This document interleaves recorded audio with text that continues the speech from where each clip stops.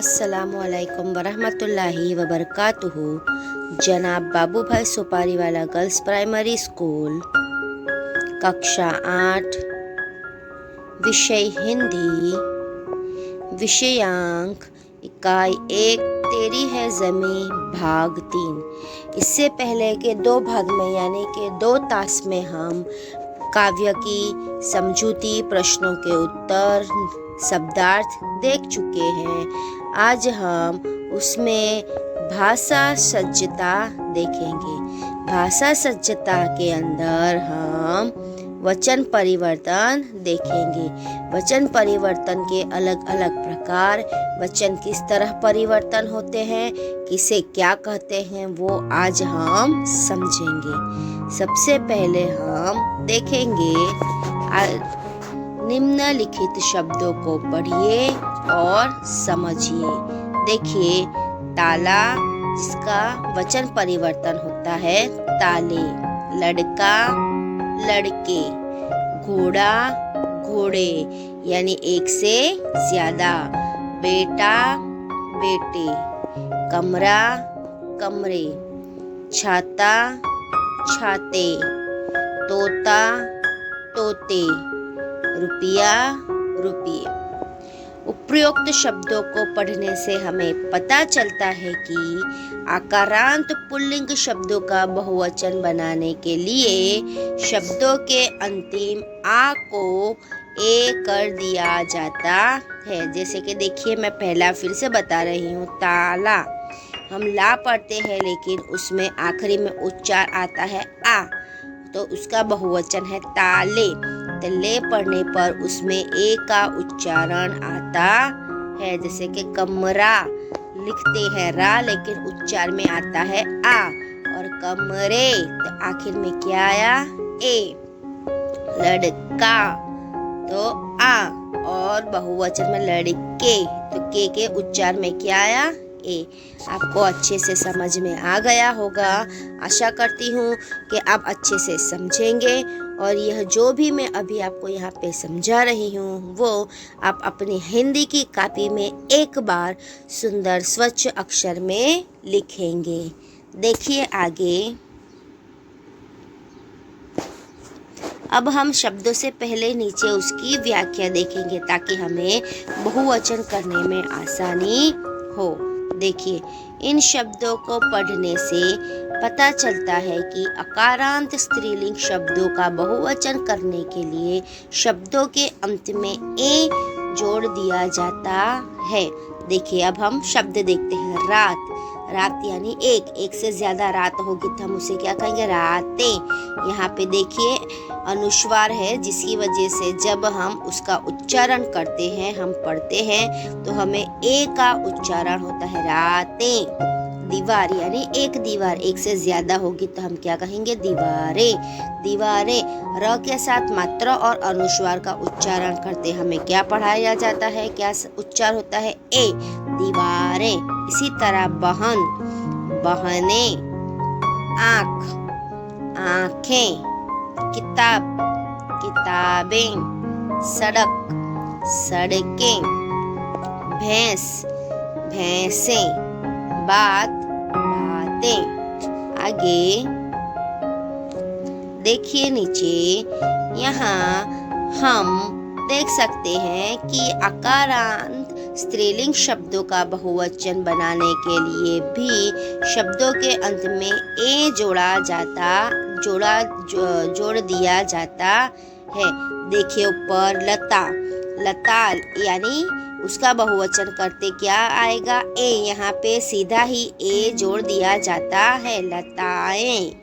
कन्या, कन्याएं, बाला, बालाएं, महिला, महिलाएं, सेवा, सेवाएं, बालिका, बालिकाएं यानी एक, बालिका यानी एक लड़की और बालिकाएं यानी एक से ज्यादा लड़कियां। भाषा यानी एक भाषा, भाषाएं यानी एक से ज्यादा। पाठशाला यानी एक पाठशाला और पाठशालाएं यानी एक से ज्यादा पाठशालाएं। आगे यहाँ हम देख सकते हैं कि इकारांत स्त्रीलिंग शब्दों के अंत में या जोड़कर बहुवचन बनाया जाता है। जैसे कि तिथि यानी एक तिथि, एक से ज़्यादा तिथियों को हम क्या करेंगे? तिथियाँ। विधि, विधियाँ। लिपि, लिपियाँ। जाति यानी एक जाति और एक से ज़्यादा जाति होगी तो हम क्या कहेंगे? जातियाँ। पंक्ति यानी एक पंक्ति और एक से ज़्यादा हुई तो पंक्तियाँ। नीति, नीतियाँ। आगे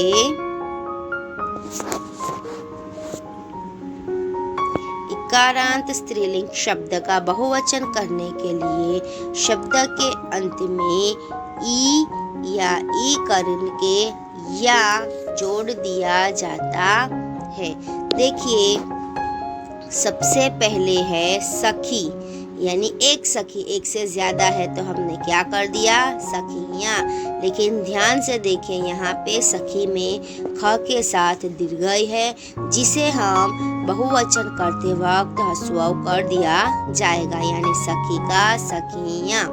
खिड़की, खिड़कियाँ। देखें यहाँ पे क में दीर्घई है, जो यहाँ बहुवचन होते ह्रस्व हो जाएगा, जिससे ई और ई का उच्चारण आएगा और आखिरी में हम या जोड़ेंगे, यानी खिड़की का हो गया खिड़कियाँ। मछली, मछली में देखिए ल में दीर्घई है, जो हमने यहाँ पे ह्रस्व कर दिया और या जोड़ने से क्या हो गया? एक मछली और एक से ज़्यादा यानी मछलियाँ। चींटी, चींटियाँ। डाली, डालियाँ। कली, कलियाँ। आगे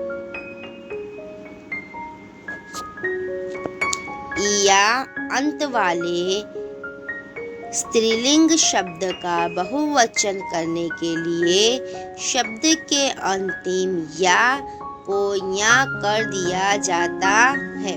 जैसे कि देखिए यहाँ पे सिर्फ या है तो जिसका हम या कर देंगे, यहाँ पे ह्रस्व ही दिया गया तो हम उसे वैसा का वैसा ही रखेंगे। देखिए, पुड़िया, पुड़िया। चूहिया, चूहिया। बुढ़िया, बुढ़िया।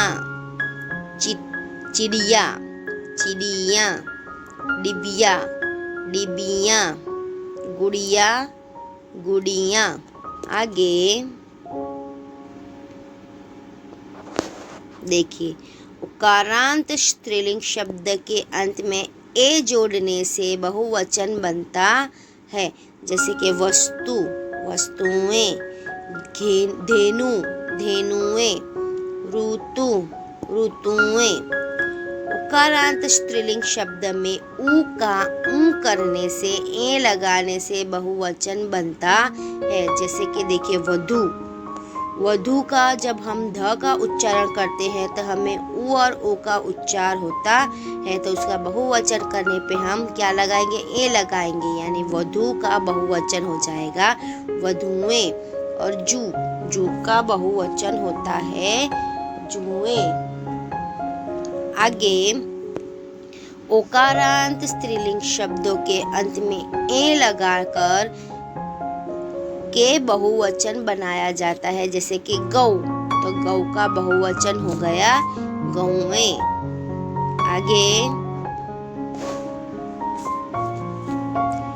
एक वर्ग, दल या समूह का बोध कराने के लिए कुछ एक वचन शब्दों के अंत में गण, वर्ग, वृंद, जन जैसे शब्द जोड़ दिए जाते हैं। जैसे कि देखिए यहाँ प्रजा, प्रजाजन। पाठक, पाठकगण।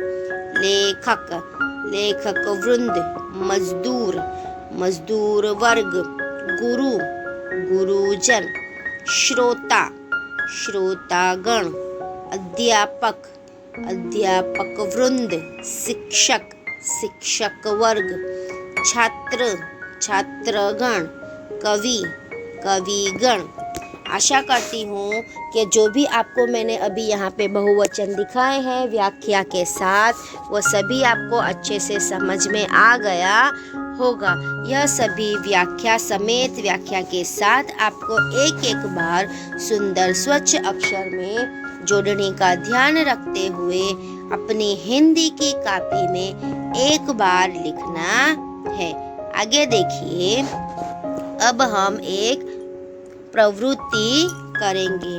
उपयुक्त नियमों के आधार पर निम्नलिखित शब्दों का वचन परिवर्तन कीजिए। यानी कि यहाँ पे जो वचन परिवर्तन दिया गया है वो हमें अब अपने आप ही करना है, क्योंकि अभी तक हमने सभी नियम यानी कि व्याख्या और उसका वचन परिवर्तन कैसे होता है वो देख लिया है। अब हम खुद वचन परिवर्तन करेंगे। सबसे पहले देखिए क्या है, नदी। नदी यानी एक से ज़्यादा होगी तो उसे क्या कहेंगे हम, नदियाँ।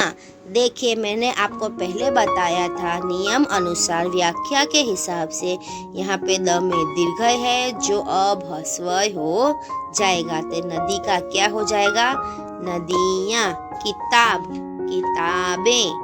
दरवाजे, देखिए दरवाजे यानी कि यहाँ पहले से ही बहुवचन दिया गया है तो जिसका हमें एक वचन करना होगा, तो दरवाजे का क्या हो जाएगा, दरवाजा। कला, कला में आखिर में ला यानी अ का उच्चारण आता है तो हम क्या लगाएंगे, ए, तो कला का क्या हो जाएगा, कलाएं। कौवा, कौवा यानी एक, तो एक से ज्यादा होगा तो हम क्या लगाएंगे, ए, कौवे। धातुएं, धातुएं यानी एक से ज्यादा, यानी ये क्या दिया गया है, बहुवचन जिसका हमें एक वचन करना है, तो धातुएं का क्या हो जाएगा, धातु।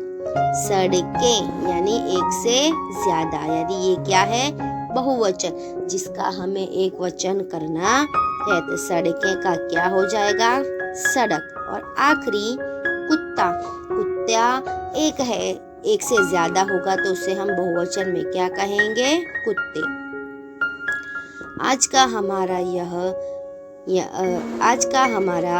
यह टास्क यहीं पे पूर्ण होता है। आशा करती हूँ कि आपको अच्छे से समझ में आ गया होगा। तो अब आप यह सभी शब्द, सभी बहुवचन अपनी हिंदी की कॉपी में सुंदर स्वच्छ अक्षर में एक बार लिखेंगे और सभी व्याख्या अच्छे से याद करेंगे ताकि आपको बहुवचन करने में आसानी हो। धन्यवाद।